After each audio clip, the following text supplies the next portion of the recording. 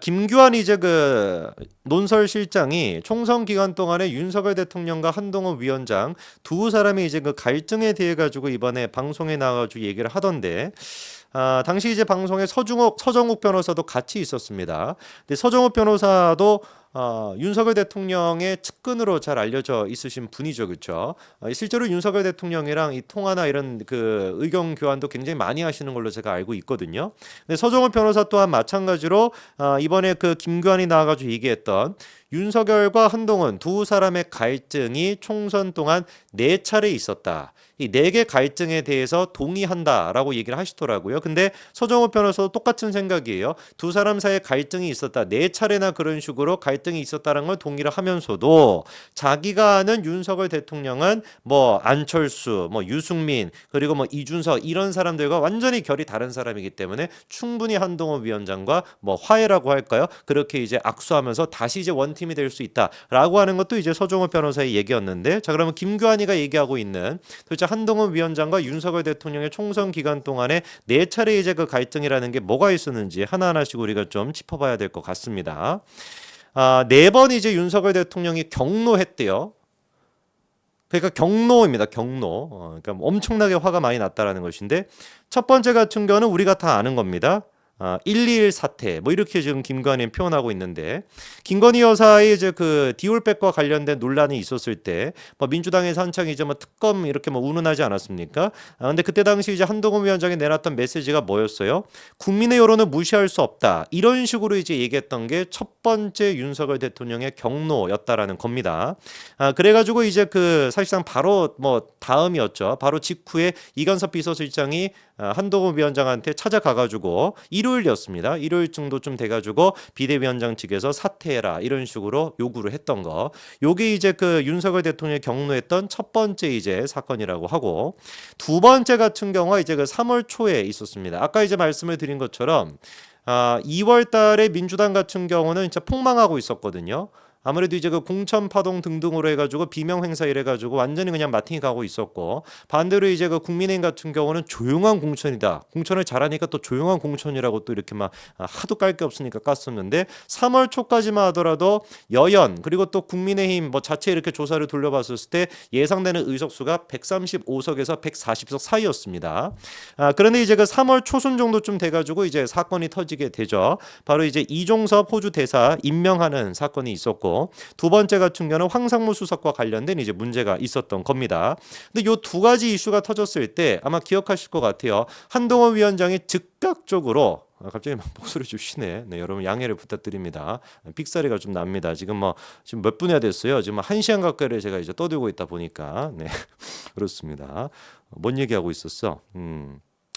이종섭 대사건과 황상무 이제 수사건, 이 두 가지 이슈가 터진 직후에 이제 그 한동훈 위원장이 어떻게 했습니까? 바로 이제 그 즉각적인 조치가 필요하다라고 얘기를 했었죠, 그렇죠? 그래서 이종섭 호주 대사 같은 경우도 이제 귀국을 시켜야 되고, 황상무 수석 같은 경우도 사실상 뭐 사퇴를 시켜야 된다, 이렇게까지도 이제 한동훈 위원장이 얘기했는데, 요때가 이제 윤석열 대통령이 경로했던 두 번째였다라는 겁니다. 그다음에 이제 그 세 번째 경로 같은 경우도 여러분들이 많이 아실 것 같아요. 3월 18일. 요때가 이제 언제였습니까? 국민의 미래, 이제 그 국민의힘의 이제 비례 정당이었죠.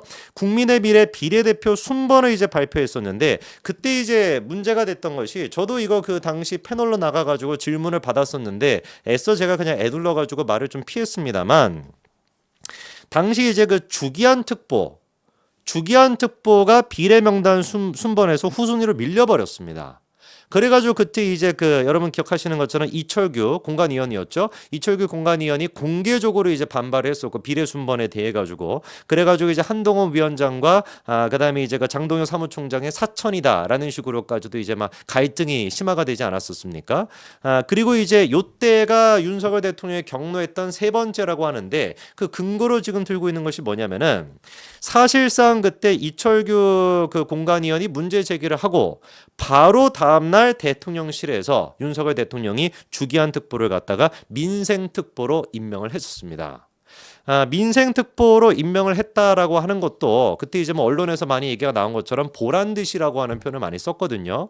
그러니까 한동훈 위원장한테 보란 듯이. 그러니까 한동훈, 너가 우리 쪽에서 이 사람 한 명 좀 비례 순번으로 넣어줘라고 했었는데 이 사람조차도 안 넣어? 이거 대통령에 대해서 무시하는 거야? 이런 식으로 이제 경로를 했고 그 경로한 거를 보여주기 위해서 바로 이제 민생특보로 임명하는 그런 또 모습이 있었다라는 것이죠. 그 요 세 가지 같은 경우는 사실상 이제 우리가 좀 알려져 있는 윤석열 대통령의 경로 세 번의 경우라고 알고 있는데 네 번째 같은 경우는 제가 처음 들었습니다. 이건 좀 충격적인 얘기인데 한창 이제 그 총선 때 이슈가 됐던 것 중에 한 가지가 또 이제 의대 정원과 관련된 문제였죠. 꼭 우리가 2,000명에 집중할 필요가 있냐, 좀 유연하게 가도 좋지 않을까라고 하는 의견도 보수 내부적으로 굉장히 많았습니다. 그럼에도 불구하고 윤석열 대통령은 끝까지 2,000명을 유지를 했었고, 그리고 아예 그냥 4월 1일 날 50분 가까이나 되는 대국민 담화까지도 하지 않았습니까? 기자회견이 아니라 대국민 담화였죠. 의대 증원 문제에 대해 가지고 대국민 담화를 했는데 이때가 이제 윤석열 대통령의 경로 포인트 네 번째였다라는 거예요. 왜? 당시 이제 윤석열 대통령이 대국민 담화를 통해 가지고 의대 증원 문제에 대해 가지고 쭉 이제 얘기를 했는데 바로 이제 바로 직전에 한동훈 위원장이 뭐라고 이제 요청을 했었냐면은 의대 증원 문제에 대해서 유연성을 발휘해 줬으면 좋겠다 이렇게 얘기했습니다. 여러분 아마 기억나실 거예요. 아마 월요일 정도쯤이었던 걸로 제가 기억이 나요. 거의 뭐 속보로 계속 막 쏟아져 나오고 있었거든요. 한동훈 위원장이 이제 의협 이제 관계자들과 만나고 그다음에 또 교수협의회랑도 만나 가지고 뭔가 이렇게 대화의 물꼬를 풀어나갈 것이다. 뭐 이런 얘기가 막 속보로 나왔던 거 기억나시죠? 그때 당시에. 그 얘기가 이제 한동훈 위원장이 나오고 그 주에 이제 윤석열 대통령이 대국민 담화를 했었단 말이에요. 그래서 많은 사람들이 예상하기로는 이게 다 전략이구나. 그러니까 이제 뭐 이렇게 의대 증원 문제에 대해 가지고 계속해서 이렇게 끌고 가다가 당시 뭐 시나리오 뭐 이런 얘기까지 있지 않았습니까? 이렇게 해서 막 끌고 나가다가 한동훈 위원장이 등판해가지고 이 문제에서 제기를 하면은 윤석열 대통령이 한 발 조금 이제 물러서면서 2,000명에 대해서 유연하게 이제 접근하겠다. 그래가지고 한동훈 위원한테 힘을 좀 실어주려고 하는구나. 총선에서 이제 민생에 대한 파트 문제로 계속 거는데도 의대 증원 문제가 한동훈이 등판함으로써 정리가 되는구나. 이게 이제 마치 시나리오인 것처럼 그런 식으로까지 생각이 들었었거든요. 기억나시죠? 그렇죠? 근데 대국민 담화를 딱 열어보니까 어떻게 된 것인지 2,000명을 고집한다라는 얘기였단 말이에요. 그래가지고 이제 이 부분에 대해 가지고 저는 이 얘기는 처음 이제 들었는데 총선 후보들이 이렇게 조금 뛸 수 있는 여지가 생기게끔 한동훈 위원장이 또 대통령실한테 건의를 했다는 겁니다. 이 의대 증원 문제에 대해서 유연성을 좀 보여주었으면 좋겠다라는 식으로까지도 의사를 전달했는데 그게 수용이 안 됐었다라는 거예요. 그래서 놀랍게도 당시 요 즈음 해가지고 한동훈 위원장이 사퇴하겠다라고 통보를 했다고 합니다. 그러니까 처음에 이제 윤석열 대통령의 이건섭 비서실장이 한동훈 위원장한테 사퇴해라라고 요구를 했었고 그건 이제 한동훈 위원장이 거절을 했죠. 나는 국민들만 바라보면서 간다라고 거절을 했습니다. 근데 의대 증원 이슈에 대해 가지고 4월 1일 날 대국민 담화 요 지금 즈음 해 가지고 한동훈 위원장이 의대 증원에 대해서조차도 유연성을 보여주지 못하는구나. 내가 조금 더 후보들이 잘 뛸 수 있게끔 의대 증원 문제에 대해서 유연성을 좀 보여주십시오. 그래서 내가 의협 관계자들도 만나고 교수도 만나고 할 테니까 대통령도 조금 유연성을 보여주십시오라고 대통령실한테 얘기를 했는데 그것조차도 수용이 되지 않아가지고 한동훈 위원장이 비대위원장을 사퇴하겠다라고 통보했다는 거예요. 제가 깜짝 놀라가지고 이게 도대체 어떻게 누구한테 통보를 했다라는 거냐라고 하니까 김교환 논설시장이 정확하게 대통령실에 통보했다라고 얘기를 합니다. 그리고 더 충격적인 게 뭐냐면 한 번 이제 통보를 한 게 아니라 두 번 얘기했다고요. 사퇴하겠다고. 언제 이제 또 사퇴하겠다라고 하냐면 여러분 그것도 다 기억나실 것 같은데 4월 1일 날 이제 윤석열 대통령의 대국민 담화를 해서 2,000명 못을 박지 않았습니까? 그래서 여론이 굉장히 안 좋았어요. 아니 이것도 기자회견으로 왜 하지 않고 이거를 왜 대국민 담화 형태로 하면서 왜 또 끝까지 2,000명을 고집하는 것이냐. 이건 여론이 굉장히 안 좋았습니다. 그러니까 이제 속된 표현으로 마사지가 좀 들어갔죠. 그날 이제 저녁에 이제 성태훈 정책실장이 나와가지고 KBS에서 얘기하지 않았습니까? 2,000명이 확정이 된 것은 아니다. 유연하게 약간 마사지를 하겠다라는 식으로 이제 또 마사지를 했잖아요. 그러니까 요 마사지가 이루어진 것도 한동훈 위원장이 의대 증원에 대해서도 유연성을 보여주지 못하니까 도저히 내가 못하겠다라고 사퇴 통보를 한 이후에 성태훈 이제 실장이 KBS에 나가가지고 이렇게 마사지를 좀 했다는 겁니다. 그런데 이 마사지를 하고 나서도 한동훈 위원장이 못하겠다고 또다시 대통령실한테 사퇴 통보를 했다는 거예요. 그러니까 무려 두 번이나 대통령실이 대통령실에 비대위원장지 내가 내려놓겠다. 나 못하겠다. 도저히 이게 내가 이제 하는 거에 대해 가지고 대통령실이 협조를 안 하고 있다 보니까 이게 사실 4월 1일이라고 한다면 총선 완전히 직전 아닙니까? 그 직전에 이런 식의 통보를 무려 2번이나 했었다라는 것이죠. 그러니까 우리가 좀 질문이 드는 겁니다. 왜 이렇게까지 윤석열 대통령이 총선 기간 동안에 한동훈 위원장한테 화가 났던 것이냐. 그 가장 화가 났던 부분이 지금 이제 김기현 실장은 뭐라고 얘기하는 거냐. 한동훈 위원장이 총선 선거 기간 중에 윤석열 정부의 국정 성과를 알리는 것보다 한동훈 비대위원장이 총선 유세 기간 동안 윤석열 정부에 대해서 거의 언급을 하지 않았다라는 거예요. 이게 무슨 말이겠습니까? 그러니까 윤석열 대통령이 보기에는 한동훈 저거 좀 많이 컸네. 너가 좀 커가지고 나를 뭔가 좀 이렇게 하려고 하는 거 아니야? 이 총선 시즌 동안에 우리 정부가 뭘 잘하고 있는지 그거에 대해서 막 얘기하고 있어야 되는 것인데 왜 우리 정부가 잘하는 거에 대해서는 얘기하지 않고 너 혼자만 스포트라이트를 받아? 왜 너 혼자만 선거 유세에 가가지고 그런 식으로 받는 거야? 사실 이 얘기가 그러니까 누구랑 똑같은 얘기인 겁니까? 홍준표가 얘기했던 거랑 비슷한 맥락인 거예요. 셀카 놀이나 하고 있다. 폐쇄자가 됐다라고 하는 얘기가 일맥상통하는 겁니다. 그럼 이게 뇌피셜이냐? 뇌피셜이 또 아니라는 거예요. 이 부분에 대해서 윤석열 대통령이 제일 분노했다라고 하는 게 윤석열 대통령이 3월 말쯤에 모 신문사 논설위원하고 40분 동안 통화를 했다라고 합니다. 그러면서 그때 당시 통화에 한동훈 위원장에 대해 가지고 비난에 가까운 비판을 윤석열 대통령이 신문사 논설위원한테 40분 가까이 했다라는 거예요. 그래서 그 논설위원이 깜짝 놀라가지고 한동훈 비대위원장을 잘 알고 있는 법조인한테 이 사실을 알려줬고 그래가지고 그 얘기가 김규환 실장한테까지도 들어오게 됐다라는 겁니다. 그러니까 정말로 윤석열 대통령 같은 경우는 한동훈 위원장에 대해 가지고 개인적인 억한 감정이 있었던 거가 맞고 그 개인적인 억한 감정이라고 하는 것은 그냥 단순한 게 아니라 뭐 이념이 다르고 막 이런 것이 아니라 왜 너가 스포트라이트를 다 받는 거야? 지금은 윤석열 정부에서 총선을 치르고 있고 우리가 여당인데 왜 우리가 잘한 거에 대해서는 얘기하지 않아? 라고 하는 게 사실상 가장 큰 이유였다라는 겁니다. 그러니까 이게 참 이거는 그냥 뭐 뇌피셜로 나오는 얘기가 아니라 서정호 변호사 또한 마찬가지로 요 얘기했던 지금 4개의 갈등 포인트에 대해서는 다 또 동의한다.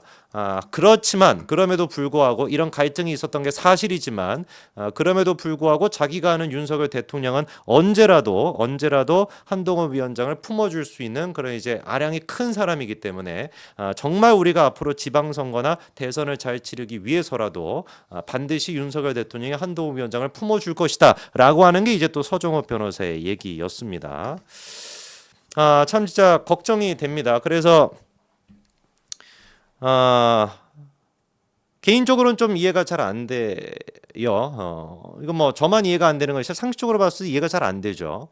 그러니까 이제 그 보수 유튜버들 중에서 한동훈 위원장이 총선을 진두지휘했기 때문에 패배했다라고 하는 그 말도 안 되는 얘기가 그냥 저는 뭐 지들의 그 돈벌이 수단과 그런 어떤 거를 위해 가지고 정신 나간 그냥 소리를 하고 있다라고 생각을 했는데 실제로 그 인식이 홍준표한테에서 나타나는 것뿐만 아니라 윤석열 대통령 또한 마찬가지로 총선 기간 동안 그런 인식을 공유했었다라고 한다면은 윤석열 대통령의 이 인식이 그 근본적으로 변화가 없다라고 하면은 글쎄요 우리가 앞으로 지방선거가 됐거나 대선이 됐거나 이거 치를 수가 있겠습니까? 사실 그래서 저는 윤석열 대통령의 가장 큰 장점 중에 한 가지가 유연성이 있는 분이다라고 생각을 하고 있었기 때문에 저는 충분히 윤석열 대통령도 좀 이 부분에 대해서만큼은 그 주변에 있는 간신배들이나 그런 어떤 말도 안 되는 유튜버들의 얘기를 들으시는 것이 아니라 정말 그 충정의 얘기를 들어야 됩니다. 한동훈 위원장이 개인적으로 꼴보기 싫을 수 있어요. 뭐 후배가 자기보다 한참 밑은 아니지만 어쨌거나 그 후배가 막 이렇게 치고 올라오고 막 차기 대권 후보다 이런 얘기까지 막 거론이 되고 이재명보다도 무슨 뭐 대권 후보도 조사 같은 거 보면은 더 높은 수치가 막 나오기도 하고 이런 거를 보면은 좀 안 이롭게 볼 수도 있습니다. 무슨 말씀인지 아시죠? 그죠? 뭐 다 그렇지 않습니까? 우리가 사회생활 같은 거 해보고 직장생활 같은 것도 하다 보면은 이렇게 뭐 나보다 후배로 들어왔던 애가 막 나보다 잘 나가면 기분이 나쁠 수 있는데 그런데 이거는 그냥 우리가 지금 뭐 작은 회사도 아닌 것이고 나라를 운영하는 일 아닙니까? 총선이라고 하는 것은 글자 그대로 대한민국의 운명을 좌지우지할 수 있는 그런 정말 중요한 사안 아니었습니까? 그런 중요한 사안에서만큼은 개인적인 감정이 개입이 되면은 안 되는 것이죠. 얼마나 그 한동훈 위원장에 대해서 감정이 안 좋아하셨길래 한동훈 위원장이 무려 2번이나 나 비대위원장이 못 해먹겠다라고 사퇴를 대통령실에 통보를 하고, 그리고 윤석열 대통령 또한 마찬가지로 3월 말이니까 4월 1일 날 그 이제 담화하기 직전 아닙니까? 그때 이제 논설위원한테 40분 가까이나 전화를 해가지고 한동훈에 대한 비난을 해가지고 그 얘기가 언론에 이렇게만 나오게 되는 이런 어떤 모습을 보이는 것은 이거는 분명히 잘못된 거죠. 윤석열 대통령이 잘못된 것도 잘못된 거라고 우리가 얘기를 해야 되는 겁니다. 그래야지 우리가 고쳐 나가는 거죠. 이거는 뭐 지키고 안 지키고의 문제가 아니라 고쳐 나가야 되는 문제이기 때문에 이거 진짜 충언인 겁니다. 제가 충언을 드리는 겁니다. 그래서 정말 간곡하게 부탁을 드리고 싶어요. 주변에 있는 아니 이거는 왜 윤석열 대통령이 잘못했다라고 해요라는 문제가 아니라니까요. 아니 잘못한 건 잘못했다라고 얘기하고 고쳐 나가야 되는 거죠.